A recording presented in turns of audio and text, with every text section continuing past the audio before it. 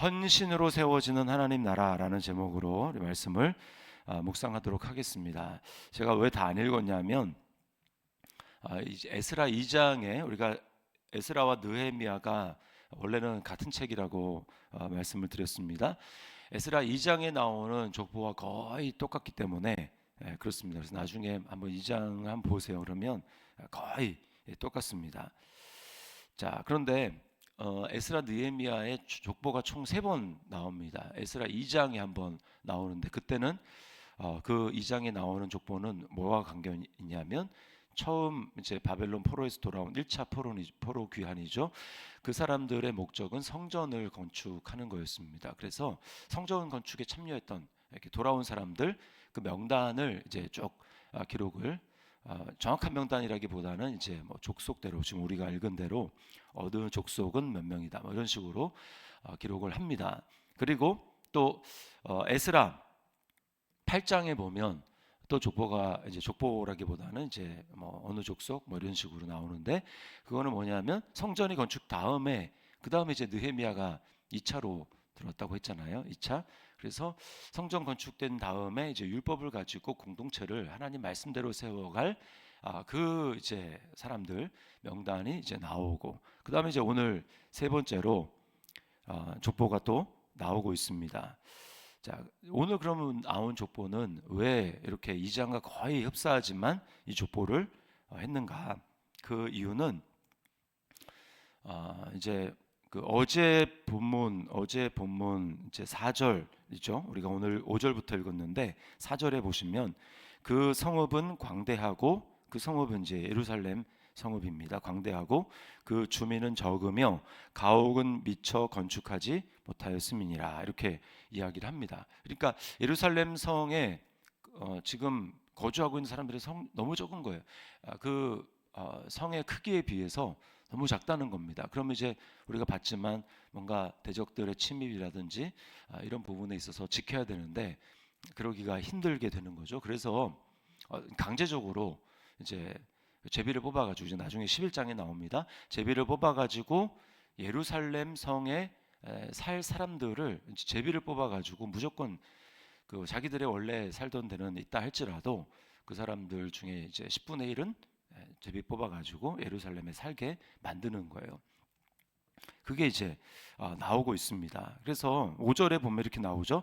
내 하나님이 내 마음을 감동하사 그 계보대로 등록하게 하심으로 내가 처음에 돌아온 자의 계보를 얻었는데 이렇게 이야기를 하고 있습니다.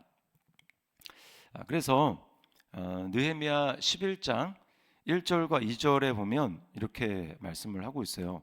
백성의 지도자들은 예루살렘에 거주하였고 그 남은 백성은 제비 뽑아 10분의 1은 거룩한 성 예루살렘에서 거주하게 하고 그 10분의 9는 다른 성읍에 거주하게 하였으며 예루살렘에 거주하기를 자원하는 모든 자를 위하여 백성들이 복을 빌었느니라. 그러니까 그 지도자들은 그냥 자원해서 지도자니까 내가 공동체를 위해서 돌아온 사람들 또 이제 하나님의 언약을 일으키고 하기 위해서 자원해서 자기가 원래 살던 성읍이 있다 할지라도 예루살렘에 거주했다라고 이야기를 하고 그리고 이제 제비 뽑아서 10분의 1을 거주하게 하고 자원하는 사람이 혹 있다고 하면 백성들이 그 사람을 위해서 복을 빌었다 축복했다 이렇게 나옵니다. 자, 여기서 우리가 발견하는 하나님 나라의 원리는 뭐냐면 하나님 나라는 자기도 자기 성읍에 살고 싶겠죠. 자기 고향에 살고 싶겠죠.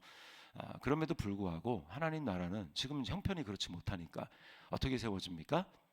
헌신으로. 내 감정은 내 또 본성은 나 싫다 그런 거 그렇게 할지라도 공동체를 위해서 그것이 공동체를 세워가는데 이제 필요하기 때문에 그렇게 헌신을 하는 겁니다. 그리고 그 헌신에 의해서 공동체가 세워져 나가게 되는 것이죠.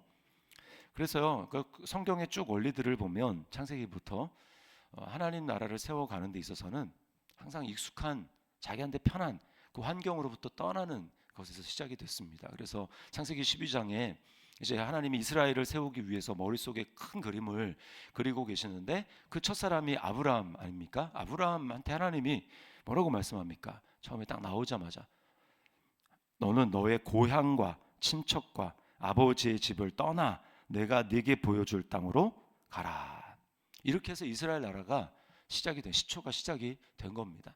자, 그래서 어떻게 됩니까? 창세기 끝이 이제 72명의 가족이 요셉이 지금 총리가 되어 있는 그 애굽으로 흉년이 들었기 때문에 다 이주합니다. 그렇죠?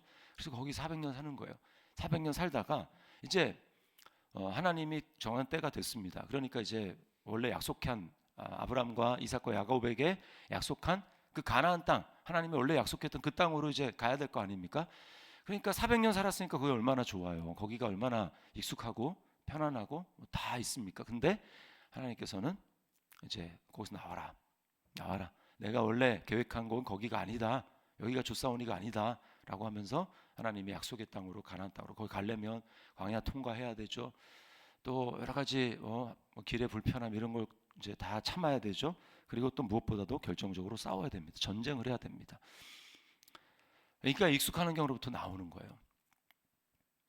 그것이 하나님의 부르심이라는 것을 우리가 기억해야 됩니다. 그리고 또 우리가 지금 에스라 느헤미야 읽었지만 지금 왜 이런 일을 하게 됩니까? 이들이 우상 숭배하다가 결국은 나라가 망했잖아요. 그러면 이제 바벨론으로 이제 갔습니다. 거기 70년 살았어요. 어떤 사람은 2차 돌아온 사람 더 오래, 3차 돌아온 사람은 더 오래 살았습니다. 그럼에도 불구하고 하나님 나라를 세워가기 위해서 하나님이 약속한 곳은 거기가 아니죠. 그러니까 돌아와야 되는 겁니다. 익숙한 곳을 떠나야 되는 거예요. 자, 이곳의 끝판왕을 보여주는 게 바로 예수 그리스도이십니다. 예수님은 하나님과 아버지와 함께 영원전부터 영광을 누리시던 분이에요. 그런데 예수님은 어떻게 합니까? 아버지를 떠나셨습니다. 본토 친척 아비 집을 떠난 진짜 떠나신 분은 예수님이죠. 예수님이 떠났습니다. 그리고 자기를 영접하지 아니하는 자기 백성에게 왔다. 요한복음 1장에 그렇게 기록하고 있습니다. 예수님이 아버지 품을 떠나서 우리에게 오심으로 말미암아 하나님 나라가 저 멀리 있었는데 이제는 하나님 나라가 이 땅에 임한 것입니다. 그래서 예수님이 공생의 사역 처음 시작하면서 하셨던 말씀이 뭡니까? 때가 찼고 하나님 나라가 가까이 왔음에, 그 말은 하나님 나라가 이미 너에게 왔다 임했다라고 하는 겁니다. 그러니 회개하고 복음을 믿으라. 때가 찼고 하나님 나라 가까이 왔으니 회개하고 복음을 믿으라. 내가 아버지의 집을 떠나서 너희에게 왔으니, 하나님 나라가 이 땅에 이제 왔으니 너희가 이제 돌이키고 회개해서 내 안으로 들어와라. 이렇게 말씀을 하는 거죠. 하나님 나라는 떠남으로 이제 완성이 되는 것부터 시작되고 또 완성이 됩니다. 그래서 우리는 어떻습니까? 예수님을 믿었다라는 건 뭐예요? 그것은 더 이상 내가 옛사람으로 살지 않는다라는 것입니다. 예수님과 함께 죽었고 예수님과 함께 살았잖아요. 그러면 매일매일 믿음으로 산다라는 것은 무엇입니까? 그것은 내가 익숙하던 나의 육신의 생각대로 사는 것을 포기하고 날마다 내 생각을 하나님의 말씀에 예수 그리스도에게 맞추어서 돌이키는 거죠. 그래서 이제 익숙하진 않지만 그러나 마땅히 살아야 될 하나님의 축복과 언약이 있는 성령을 따르는, 영을 따르는 삶을 살아가기로 매일매일 결단하고 돌이키는 삶이 바로 하나님의 은혜를 경험하며 하나님의 살아계심을 체험하며 살아가는 삶입니다.